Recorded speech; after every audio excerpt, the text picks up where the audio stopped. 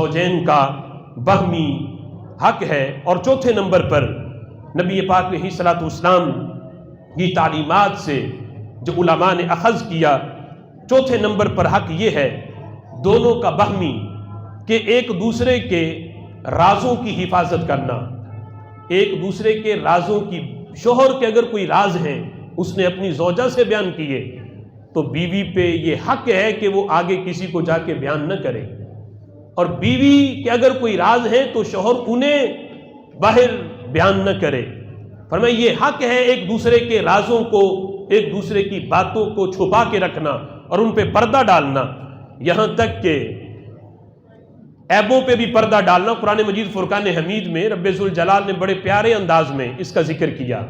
اللہ فرماتا ہے ہن لباس لکم وانتم لباس لہن، فرمایا کہ تم اپنے جو ہے بیویاں یہ تمہارا لباس ہیں اور تم اپنے بیویوں کے تم لباس ہو۔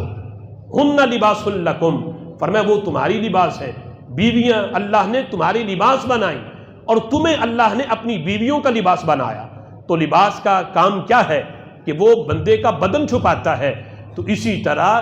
دونوں کا ایک دوسرے کا حق ہے کہ وہ ایک دوسرے کے راز کی باتیں، اور اگر کوئی عیب ہو تو اسے بھی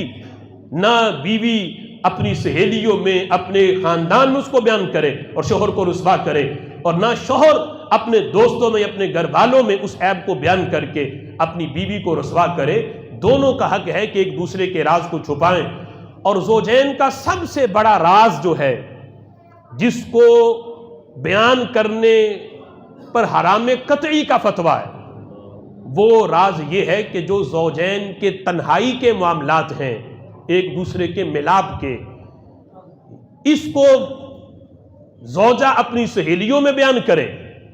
یا شوہر اپنے دوستوں میں اس کو بیان کرے تو یہ حرام قطعی ہے۔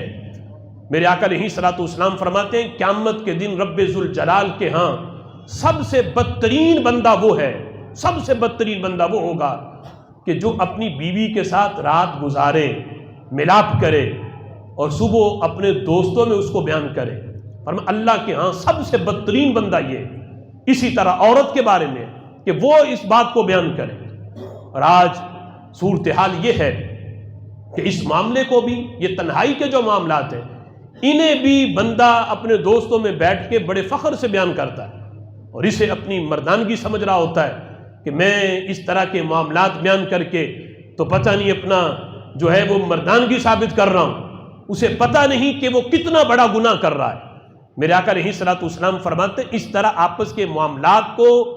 عورت سہیلیوں میں بیان کرے یا شوہر اپنے دوستوں میں بیان کرے، یہ یوں ہے جس طرح جس کو وہ بیان کر رہا ہے ان کے سامنے اپنی بیوی کے ساتھ یہ تعلقات بنا ہے۔ فرمایا جس طرح کوئی یہ پسند نہیں کرتا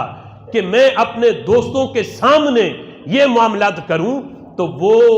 یہ رات تنہائی میں گزار کے تو وہ یہ صورتحال بھی اپنے دوستوں کے ساتھ بیان نہ کرے۔ اور فرمایا کہ قیامت کے دن وہ بندہ بدترین رب ذوالجلال کے ہاں ہوگا جو اس طرح اپنے بیوی کے معاملات جو ہے وہ اپنے دوستوں میں بیان کرتا ہے۔ تو یہ حق ہے کہ ایک دوسرے کے راز کو چھپایا جائے